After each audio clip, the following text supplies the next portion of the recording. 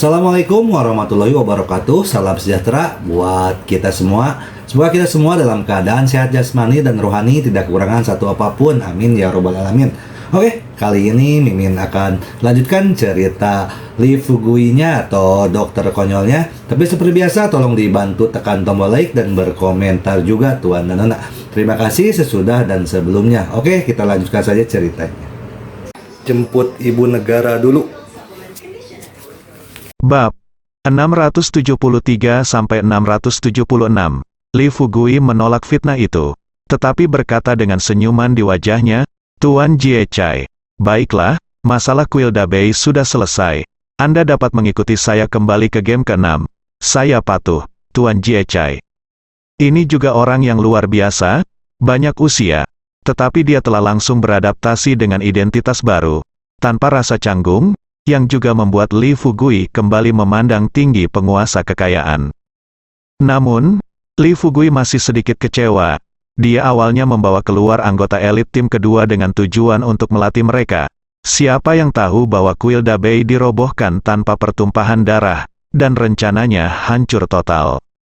Ma Baoguo, Yang Yongxin dan yang lainnya juga terlihat santai, dan alangkah baiknya jika mereka bisa menyelesaikan tugas tanpa menggunakan tangan. Mereka semua merasa bahwa setelah kembali, Lee Fugui pasti akan memberi mereka cairan spiritual baru. Hampir seluruh anggota tim kedua sudah tidak sabar untuk meminum cairan spiritual sebelumnya, dan kekuatan hampir semua orang telah meningkat secara signifikan. Hal ini juga membuat anggota tim kedua sangat berterima kasih kepada Lee Fugui, dan mereka sangat menantikannya. Setiap hari, satu-satunya hal adalah bisa menjalankan misi lagi. Lee Fugui berjalan keluar dari kuil welas asih bersama lebih dari 30 prajurit kuno, dan sampai di bawah gapura. Dia tiba-tiba menoleh dan menatap Guru Jie Chai sambil tersenyum dan bertanya, "Guru Jie Chai, Quilda Bay pasti tidak akan ada di masa depan. Apakah kamu tidak melewatkannya sama sekali?" Guru Jie Chai tersenyum ramah dan berkata, "Para biksu itu penuh belas kasihan. Jadi Kapten Lee tidak perlu menguji saya. Meskipun apa yang telah saya lakukan selama ini tidak benar jalan, identitas saya sungguh, secara alami." Lee Fugui dapat melihat bahwa Guru Jie Chai ini memiliki sikap yang bermartabat dan damai, dan ucapan serta percakapannya tidak berbeda dengan ucapan seorang biksu terkemuka. Tidak mungkin untuk berpura-pura. Jika Anda belum pernah menjadi biksu sepanjang waktu, meskipun Anda ingin berpura-pura, Anda tidak tahu cara berpura-pura. Tuan Xie dan anggota tim kedua di belakang, setelah melihat metode biksu tua itu, dikejutkan oleh kemampuan kapten mereka. "Masih kapten kami yang luar biasa. Dia merobohkan kuil welas asih di Longtan dan sarang harimau tanpa usaha apapun." Itu pernyataan yang bagus. Jika kita mengatakannya di masa lalu, kita bahkan tidak akan berani memikirkannya. Bahkan jika kita tahu tentang sekte jahat dari kuil welas asih, tidak ada yang berani masuk. Jika kita melakukannya 2 atau 3 tahun sebelumnya, bukankah kita akan bisa berjalan menyamping di dunia seni bela diri kuno dekat kota Qingzhou? Anda juga bisa berjalan ke samping. Saya tidak tertarik dengan hal-hal ini, tapi berikan saja kami cairan psikis bawaan kepada kapten kami, dan saya akan menjadi kaptennya. Saya juga, meskipun kami adalah anggota game ke-6, kami bisa, dalam analisis akhir, sumber daya yang diberikan di atas hanya sedikit, dan itu tidak cukup untuk budidaya kita sendiri. Kaptennya sangat murah hati, kita tidak bisa pelitkan. Perilaku Lee Fugui yang langsung membagikan cairan psikis bawaan kepada anggota elit tim kedua hari itu secara langsung menyebabkan para anggota dari tim kedua sangat tersentuh sehingga mereka menganggap Lee Fugui sebagai orang tua mereka yang terlahir kembali.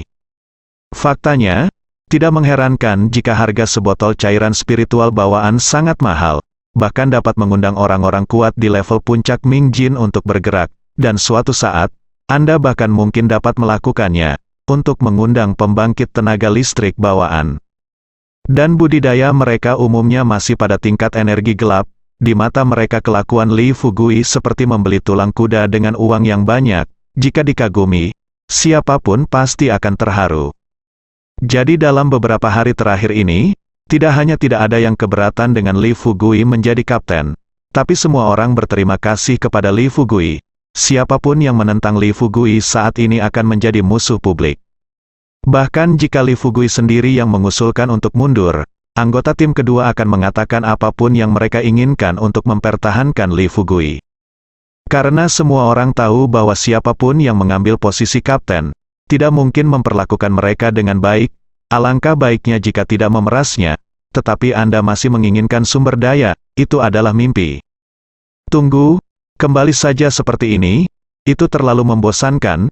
Suetu, pasukan prajurit kuno kuat apa lagi yang ada di dekat sini? Ketika Li Fugui memimpin kerumunan ke kaki gunung, dia tiba-tiba berubah pikiran dan menyentuh hidungnya dan mengajukan pertanyaan. Suetu telah menghafalkan daftar yang diberikan oleh Li Fugui kata demi kata dalam pikirannya. Ini bukan karena Suetu begitu kuat sehingga dia tidak akan pernah bisa melupakannya, tetapi karena setelah menerobos ke alam bawaan, karena perkembangan kekuatan spiritual, menggunakannya, salah satu manfaat tersembunyi yang didapat dari ini adalah daya ingat akan meningkat pesat. Oleh karena itu, selama mereka kuat pada tingkat bawaan, ingatan mereka ternyata sangat bagus, dan seiring dengan semakin kuatnya kekuatan mereka di kemudian hari, tidak berlebihan untuk mengatakan bahwa mereka memiliki ingatan fotografis. Gunung Jiuhua, Gua Dewa Naga, Suetu segera menjawab. Li Fugui berkata sambil tersenyum, manakah dari dua kekuatan ini yang lebih kuat? Suetu ragu-ragu sejenak, dan untuk beberapa saat, dia tidak tahu harus menjawab apa. Hal ini terutama karena berdasarkan data saja, kedua kekuatan tersebut tidak seimbang, hampir sama, dan sulit untuk membedakan mana yang lebih baik. Amitabha, Kapten Li, dua kekuatan seni bela diri kuno ini, orang tua itu tahu sedikit, Gunung Jiuhua adalah kekuatan baru, Gua Dewa Naga memiliki sejarah panjang dan warisan yang mendalam, dan pemilik guanya adalah pembangkit tenaga listrik bawaan kuno. Oleh karena itu, dari segi kekuatan, Gua Dewa Naga lebih kuat di Gunung Jiuhua. Biksu tua Jiechai yang berada di sampingnya tiba-tiba mengatakan sesuatu. Mata Li Fugui berbinar, lalu dia berkata, "Mengapa aku melupakanmu, Tuan Jiechai, yang lebih kuat dari penguasa gua-gua Dewa Naga, itu hanya rata-rata, tentu saja kamu tidak bisa dibandingkan. Dengan Dewa Naga itu, Tuan Jiechai, Anda terlalu rendah hati."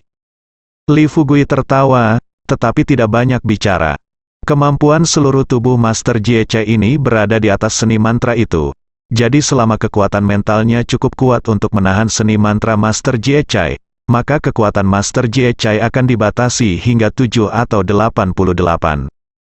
Namun dengan cara yang sama, tidak semua orang dapat menyatu dengan pohon induk roh hitam seperti Li Fugui, dan dapat meminjam kekuatan spiritual dari pohon induk roh hitam, yang luasnya seperti danau, untuk menahan serangan serupa. Jika Anda adalah sedikit ceroboh, Anda dapat dengan mudah tertangkap, dan sekali Anda tertangkap, hasilnya tentu saja adalah kekalahan. Bagaimanapun juga, meskipun guru Jiechai ini adalah seorang guru, dia tidak terlalu dingin terhadap belas kasih para beku, dan dia tidak menyukai kebajikan dari kehidupan yang baik. Jika dia tidak berhati-hati, dia dapat dengan mudah membunuh orang. Li Fugui segera mengambil keputusan dan berkata, "Kalau begitu pergilah ke Gua Dewa Naga ini dan temui guru Gua Dewa Naga sebentar." Temui Gua Dewa Naga sebentar, Gua Dewa Naga tidak mudah untuk dipusingkan. Suetu segera berkata, "Kapten, dibutuhkan sekitar 1 jam perjalanan dari sini ke Gua Longshan.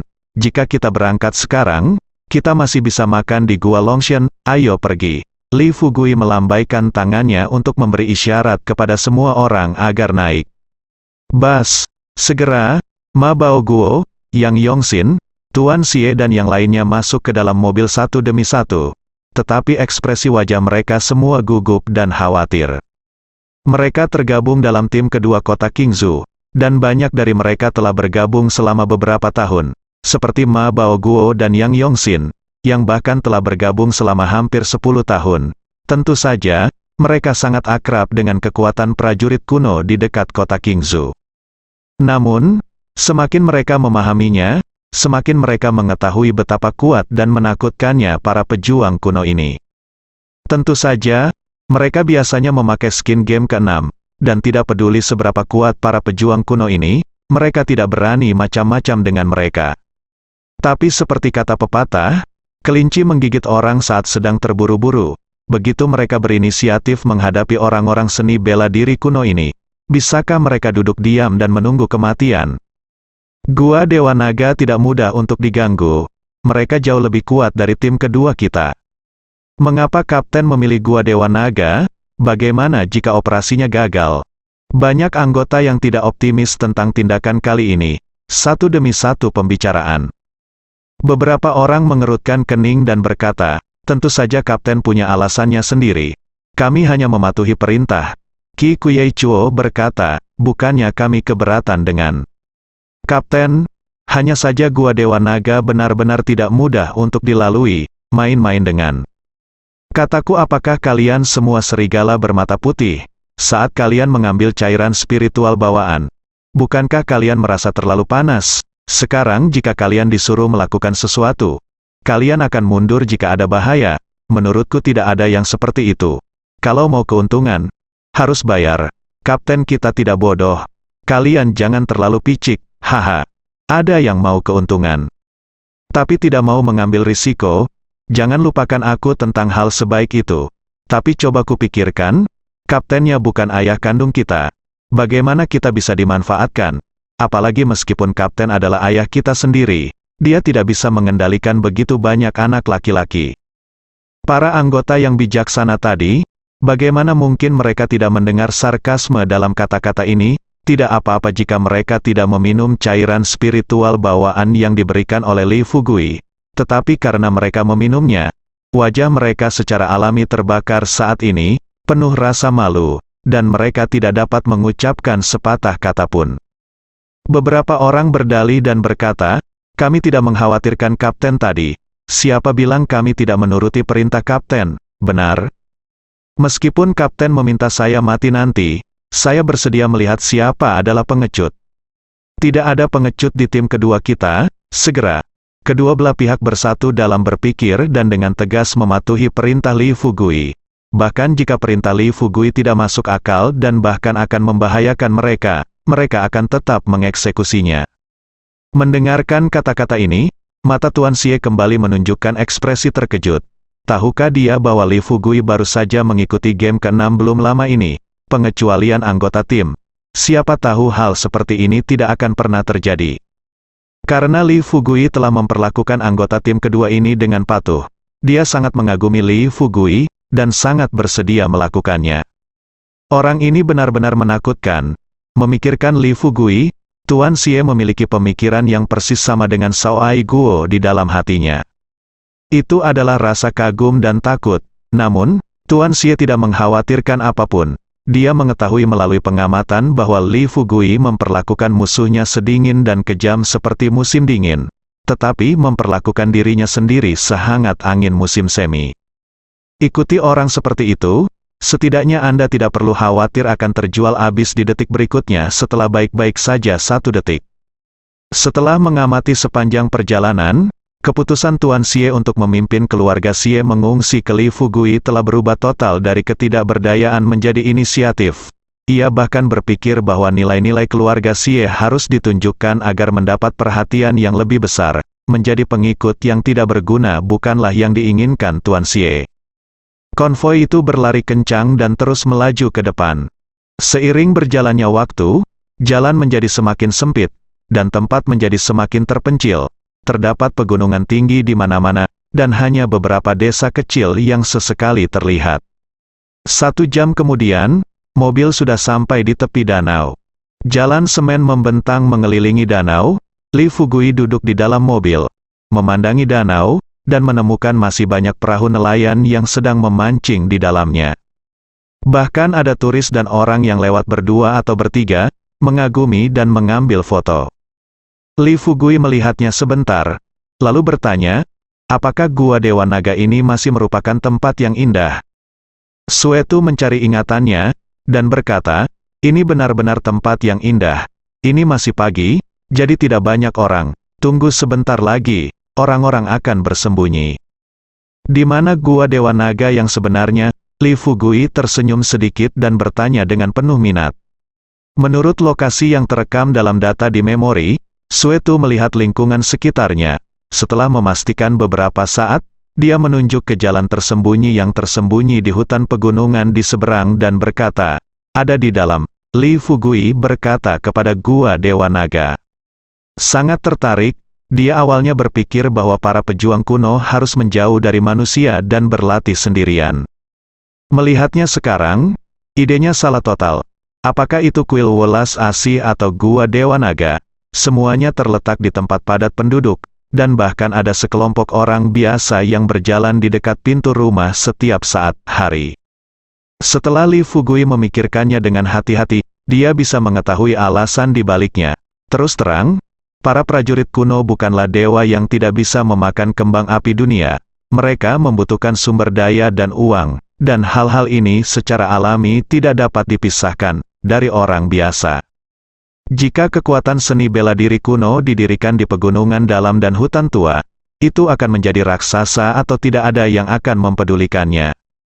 Sambil berbicara, konvoi sudah berputar ke jalan di seberang danau, dan para turis yang sedang mengagumi pemandangan memandang Li Fugui dan konvoinya dengan mata penasaran. Lagi pula, sangat tidak biasa jika konvoi datang dengan harga murah. Tempat. Segera, konvoi itu memasuki jalan setapak di hutan pegunungan yang baru saja ditunjuk Suetu.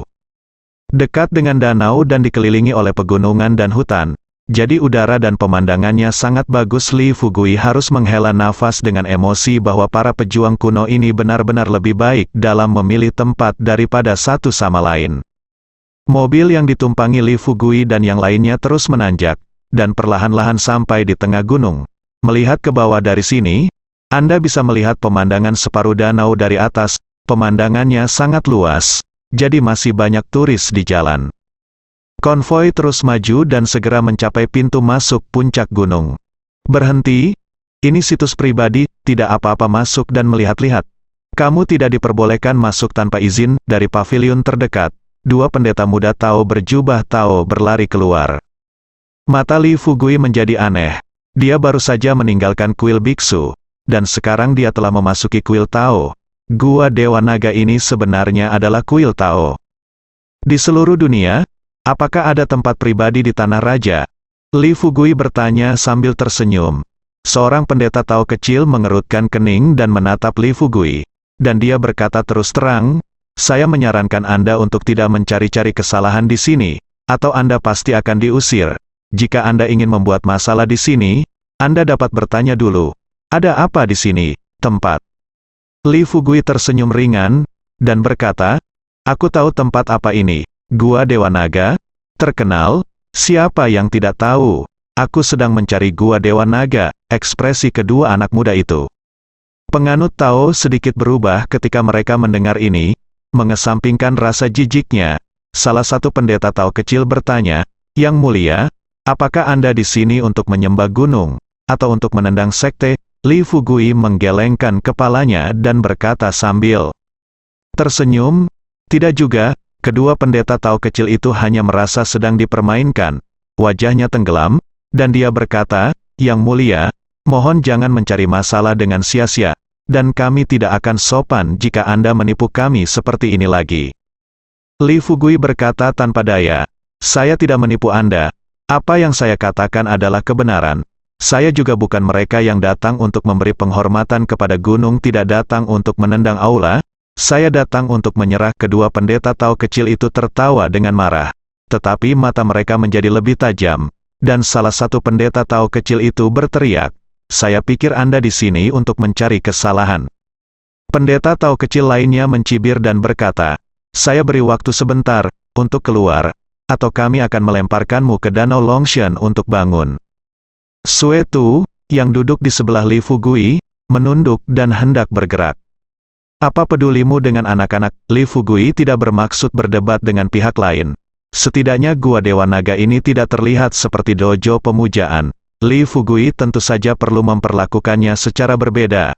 Dia tidak ingin berakhir bersamanya. Meskipun misi selesai, tapi itu membuat orang marah. "Kami berada di game ke-6, dan ini adalah kapten tim kedua kami. Anda masuk dengan cepat dan melapor, dan biarkan Tuan Gua Anda keluar untuk menyambut Anda secara langsung. Ma Bao Guo keluar dari mobil dengan lubang hidung, menunjuk di langit dan berteriak sembarangan.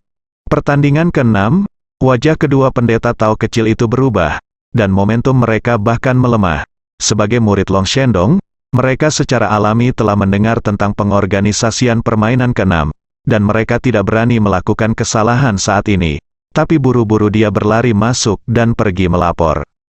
Memanfaatkan celah ini, Li Fugui bertanya sambil tersenyum, "Tuan Jie Chai, apa reputasi Gua Longshan? Apakah ada berita negatif?" Tuan Jie Chai memutar manik-manik di tangannya dan berkata dengan senyum ramah, "Gua Longshan terkenal jauh dan luas. Ada banyak industri pinggiran, dan mereka juga banyak melakukan amal, dan mereka juga sangat baik kepada penduduk sekitar. Jika ada anggota keluarga yang sakit otak, demam, mereka akan datang ke Gua Longshan untuk berobat." Li Fugui tertegun. Lalu berkata, "Sepertinya Gua Dewa Naga ini cukup populer." Tuan Jie Chai mengangguk, alis abu-abunya bergetar, dan berkata, "Ya, Kapten Li, tidak semua prajurit kuno dan pasukan prajurit kuno adalah untuk mencapai tujuan mereka. Mereka akan melakukan apa saja untuk mencapai tujuan mereka. Faktanya, banyak pasukan prajurit kuno yang masih jujur, berkembang secara normal dan tidak berani melewati batas terlalu banyak."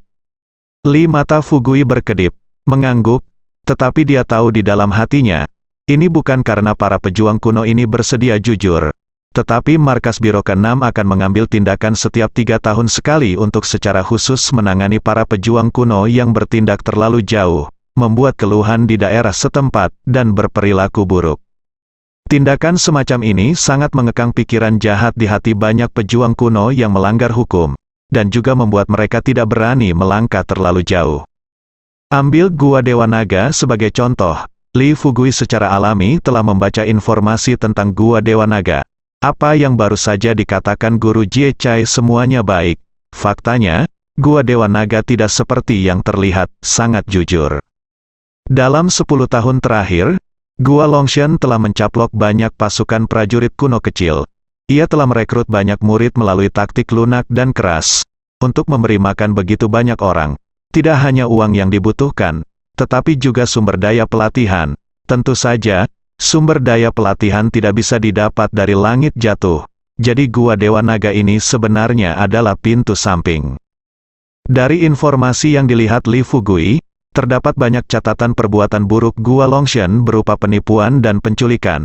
Selain itu, Gua Longshan juga memonopoli industri jamu di dekatnya, memaksa penduduk sekitar untuk menanam jamu, sedangkan Gua Longshan hanya membayar normal. Harga perolehan, warga tidak diperkenankan menjual kepada orang lain.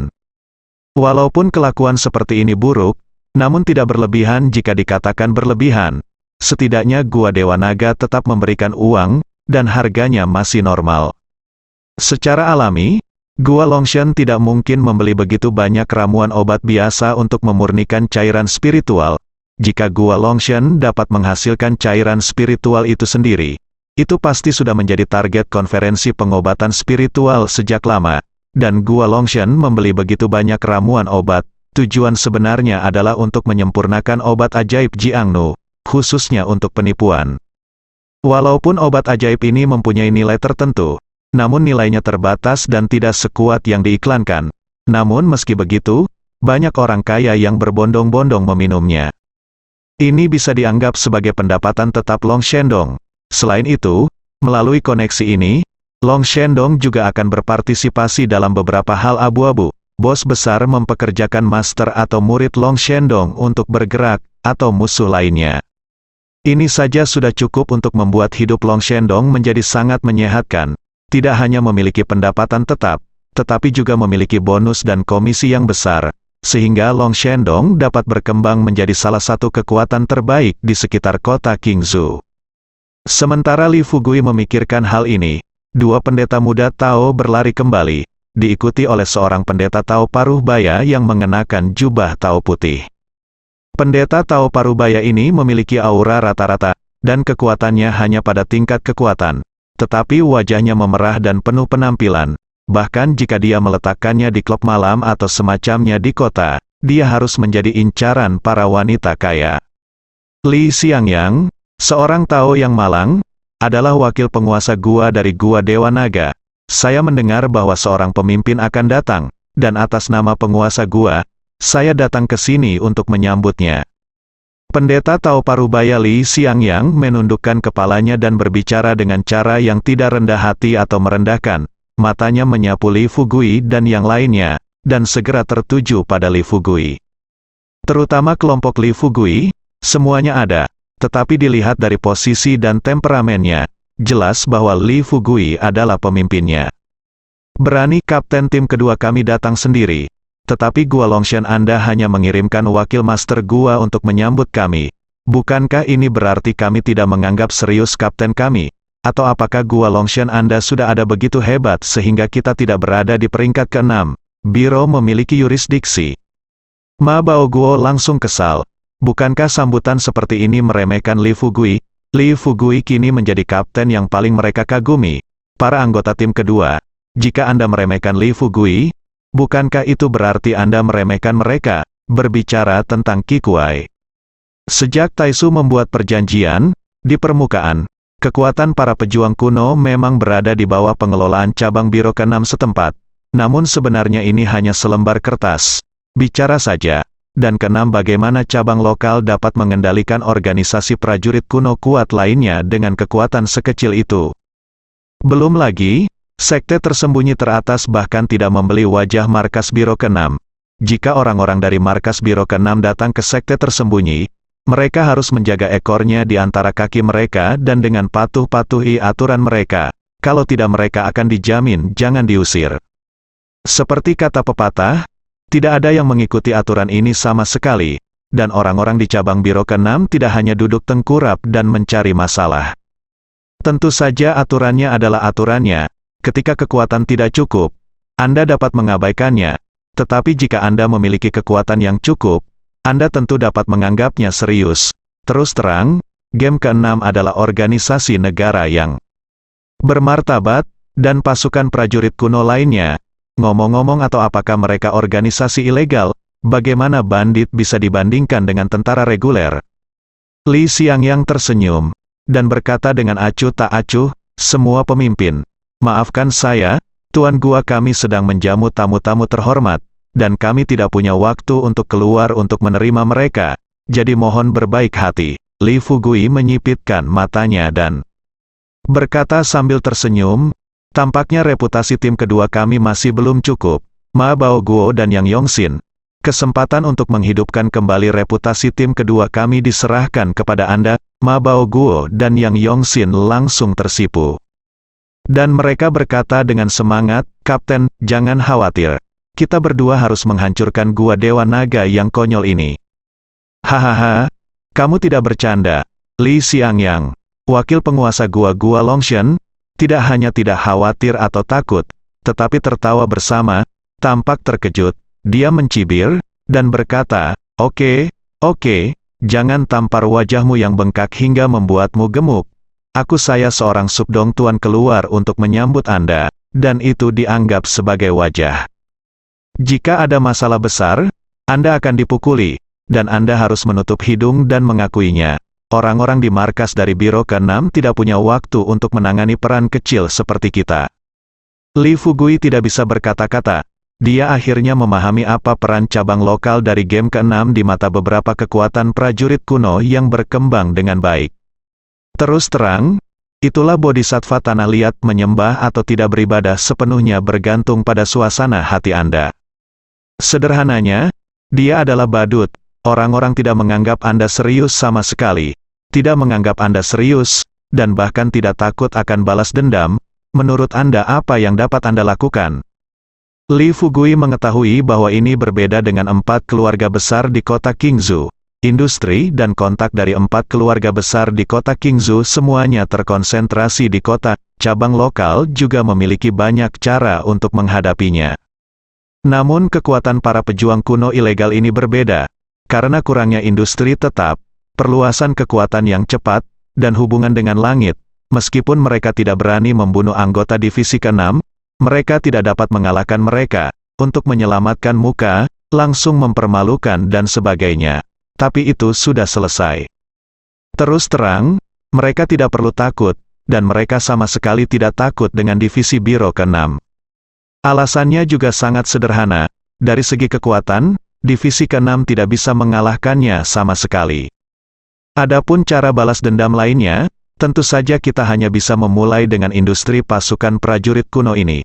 Namun, mereka mengandalkan kekuatan dan koneksi mereka untuk mencari nafkah. Meskipun divisi ke-6 memiliki kekuatan yang besar, mereka tidak dapat menyambut semua pemain besar dan besar, menekan suatu kekuatan. Jangan bicara bisa atau tidak, kalaupun bisa dilakukan diperkirakan patuh dan kontradiktif. Terus terang, baik itu orang atau organisasi, betapapun hebatnya, itu tidak dapat menyinggung orang lain, Anda sangat mampu, dan Anda tampaknya terikat, tidak dapat bergerak. Bahkan jika para prajurit kuno ini kesal, mereka tidak benar-benar berani membunuh anggota game ke-6. Lagi pula, tingkat kematian di game ke-6 tidaklah rendah, dan mereka yang mati tidak mungkin semuanya kematian yang normal. Li Fugui tiba-tiba menemukan bahwa tugas yang tampaknya mustahil yang diberikan oleh markas besar Biro ke-6 kali ini menjadi semakin menarik, dan dia bahkan melihat beberapa hal mendalam lainnya darinya. Ma Baoguo memelototi Li Xiangyang dengan marah, dan berteriak, "Apakah kamu tahu siapa kapten kami? Beraninya kamu berbicara seperti itu?" Li Xiangyang mengerutkan kening, dan kemudian berkata dengan nada menghina, "Saya tidak bisa mengetahui segalanya tentang kucing dan anjing. Kan? Apakah kamu senang menemukannya? Nah, apakah kamu akan masuk atau tidak? Jika kamu masuk, ikuti aku. Jika kamu tidak masuk, keluar. Aku tidak punya waktu untuk menghabiskan waktu di sini bersamamu, mencari kematian." Ma Baoguo dan Yang Yongxin sangat marah. Fugui terus memberi perintah, dan mereka berdua segera bergegas maju. Ma Baoguo memukul Li Xiangyang dengan 5 cambuk petir.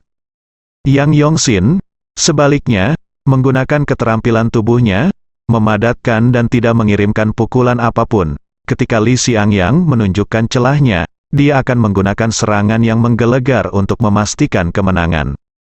Setelah beberapa misi, kerjasama keduanya menjadi semakin sempurna dan fleksibel. Wajah Li Xiangyang menjadi gelap, dia mencibir, dan berkata, "Sepertinya kamu tidak menangis ketika melihat peti mati. Kamu harus dipukuli untuk berdamai, kan? Izinkan saya mengatakan yang sebenarnya, kecuali satu markas, sisa game ke-6 adalah sial, tidak ada yang peduli sama sekali." Mata Suetu berkilat dengan niat membunuh, dan dia bertanya dengan suara rendah, "Kapten, apakah kamu ingin aku membunuhnya?" Li Fugui menggelengkan kepalanya dan berkata sambil tersenyum, "Suetu, ayo bagaimana saya bisa mengatakan sekarang bahwa dia juga seorang pegawai negeri, mewakili citra Biro ke-6? Bagaimana dia bisa berteriak dan membunuhnya dengan santai? Selain itu, bahkan jika Anda membunuhnya, itu tidak akan menghentikan orang lain untuk memandang rendah kita, apalagi mulut orang banyak." Baru kemudian Suetu melepaskan gagasan untuk membunuh Li Xiangyang. Dia tahu bahwa Li Fugui, sang kapten, tampaknya adalah tersenyum, namun perutnya penuh dengan konspirasi dan tipu muslihat. Walaupun melihat cara itu, ia tetap berhati dingin, marah. Li Xiangyang ini suka mencari kematian, diperkirakan tidak akan lama lagi Li Fugui akan menjadi disiksa oleh kakek dan neneknya. Ma Baoguo bertarung dengan Yang Yongxin dan Li Xiangyang. Sebagai wakil master Gua Longshan, Li Xiangyang tidak hanya kuat, tetapi juga mengejutkan Li Fugui dengan kemampuan bertarungnya. Karena dia menemukan bahwa meskipun Ma Baoguo dan Yang Yongxin memiliki kekuatan yang sama dengan Li Xiangyang, ketika mereka bertarung, pengalaman dan keterampilan mereka jauh tertinggal. Hal ini juga mengarah pada fakta bahwa meskipun Ma Baoguo dan Yang Yongxin juga kuat di level Mingjin, mereka tidak hanya tidak dapat mengalahkan Li Xiangyang, mereka bahkan secara bertahap dirugikan. Bersambung.